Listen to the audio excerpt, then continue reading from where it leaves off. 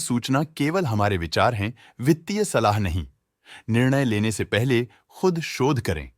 किसी भी लाभ या हानि के लिए हम उत्तरदायी नहीं हैं।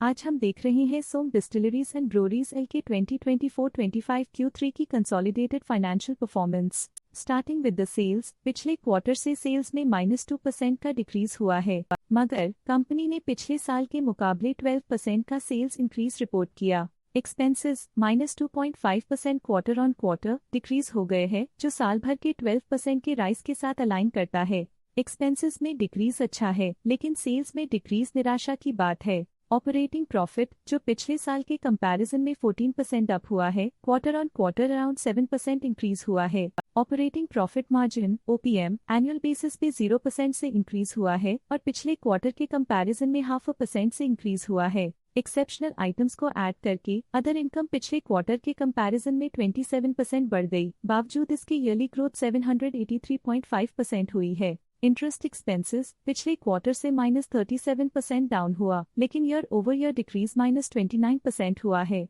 डिप्रिशिएशन कॉस्ट्स में 10.5% का क्लाइम देखने को मिला और ईयरली बेसिस पे 22% का इंक्रीज देखा गया। प्रॉफिट बिफोर टैक्स एनुअली 22.5% बढ़ा, लेकिन प्रीसीडिंग क्वार्टर से 12% बढ़ा है। इस साल कंपनी ने 24% टैक्स पे किया और क्वार्टरली कंपनी ने 26% टैक्स पे किया है। नेट प्रॉफिट ने ईयर ऑन ईयर 19.5% का इंक्रीज दिखाया, लेकिन लास्ट क्वार्टर से 15% का इंक्रीज हुआ है। इस क्वार्टर में कंपनी का परफॉर्मेंस ठीक रहा, ऑपरेशनल एफिशिएंसी में कुछ सुधार हुआ है। वहीं अगर एनुअल एनालिसिस की बात करें तो इस साल कंपनी का परफॉर्मेंस ठीक रहा। अर्निंग्स पर शेयर (EPS) में ईयरली -49.5% का डिक्रीज देखा गया, लेकिन क्वार्टरली में 16% की बढ़ोतरी भी नजर आई। इस क्वार्टर में कंपनी का EPS ठीक रहा, ऑपरेशनल एफिशिएंसी में कुछ सुधार हुआ। सोम डिस्टिलरीज एंड ब्रूअरीज एल के फाइनेंशियल स्नैपशॉट को रिव्यू करते हुए कुछ मुख्य ट्रेंड्स सामने आए हैं, जो कंपनी की परफॉर्मेंस पे रोशनी डालते हैं।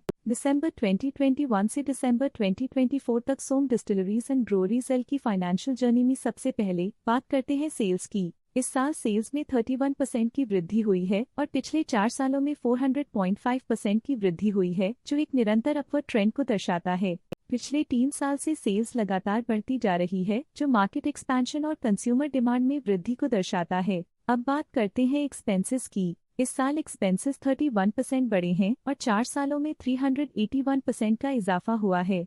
इस साल हालांकि एक्सपेंसेस सेल्स से थोड़ा ज्यादा बढ़े हैं, मगर ग्रोथ रेट्स का करीब होना स्टेडी ऑपरेशनल कॉस्ट को दर्शाता है। ऑपरेटिंग प्रॉफिट का सफर स्टेडली ऊपर चढ़ रहा है, इस साल 30% की बढ़ोतरी के साथ, और पिछले 4 सालों में 1233% का नोटिसेबल राइज हुआ है। पिछले 3 साल से ऑपरेटिंग प्रॉफिट लगातार बढ़ रहा है, जो कॉस्ट मैनेजमेंट और ऑपरेशनल कुशलता को दर्शाता है। नेट प्रॉफिट का सफर ऊपर की ओर चल पड़ा है, इस साल 22% की चढ़ाई के साथ पिछले 4 सालों में 904% की शानदार वृद्धि हुई है। पिछले 3 साल से नेट प्रॉफिट लगातार बढ़ रहा है, जो फाइनेंशियल हेल्थ को मजबूती देते हुए इन्वेस्टर्स का ध्यान आकर्षित करता है। इस साल EPS में -37% की कमी के बावजूद लंबी अवधि में देखा जाए तो 446.5% की मजबूत वृद्धि हुई है। इस साल EPS में कमी आने के बावजूद पिछले सालों की ग्रोथ कंपनी की मजबूत ओवरऑल परफॉर्मेंस को अंडरलाइन करती है। चलिए अब बात करते हैं शेयर होल्डिंग पैटर्न की। सोम डिस्टिलरीज एंड ब्रूअरीज एल की शेयर होल्डिंग रिपोर्ट्स कुछ इस प्रकार की हैं, जो दिसंबर 2024 के 31 तक चलता है।